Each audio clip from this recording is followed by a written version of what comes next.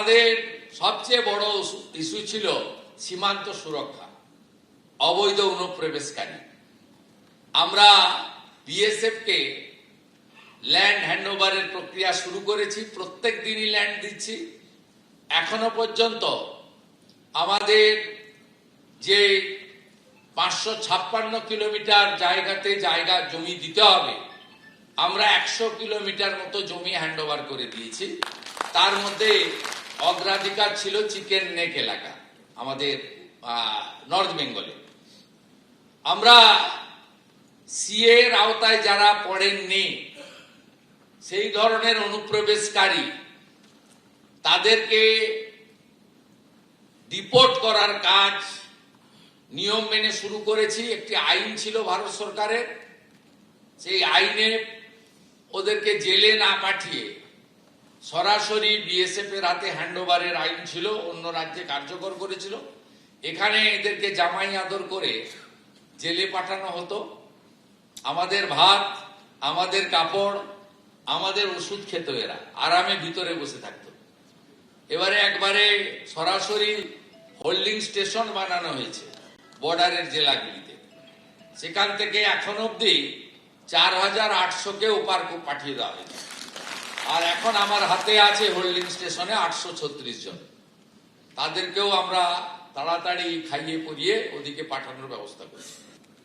আমি বিরোধী দলনেতা হওয়ার পরে, বা আপনারা আমাকে বিরোধী দলনেতার দায়িত্ব দেওয়ার পরে 20 জুন আমি প্রত্যেক বছর বিধানসভায় পালন করেছি বিজেপি পরিষদীয় দলের পক্ষ থেকে। এটা মুখ্যমন্ত্রীর খুব গায়ে লেগেছিল 21, 22, 23। তাই তিনি জোর করে 1 বৈশাখকে পশ্চিমবঙ্গ দিবস ঘোষণা করেন, একদম জোর করে। আমাদের ক্যাবিনেট 3 তারিখে হেরো মুখ্যমন্ত্রী, বিদায়ী মুখ্যমন্ত্রী, যিনি দুবার হেরেছেন আমার কাছে নন্দীগ্রামে, ভবানীপুরে, তার সিদ্ধান্ত বাতিল করা হয়েছে। আগামী 20 জুন পশ্চিমবঙ্গ দিবস পালিত হবে। আমরা 20 জুন পশ্চিমবঙ্গ দিবস পালন করছি।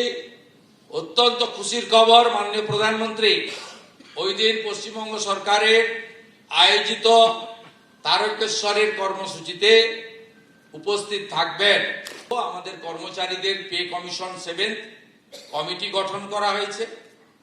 এরিয়ার ডিএও আমরা আসার পরে প্রায় 3 লক্ষ কর্মচারী এবং পেনশনার যাদের ডিউ ছিল, তাদেরকে আমরা 16 থেকে 19 ক্লিয়ারও করেছি। বাকিটাও পর্যায়ক্রমে আমরা করছি। এবং ডিএ সহ অন্যান্য বিষয় 22 জুন বাজেটে আমাদের থাকবে। আমরা এটাও আপনাদের মাধ্যমে, এবারে কর্মচারী শিক্ষকদের বড় অংশ, তারা কিন্তু স্বচ্ছ নির্বাচনের ক্ষেত্রে, গণতন্ত্র রক্ষা করার ক্ষেত্রে এগিয়ে এসেছেন।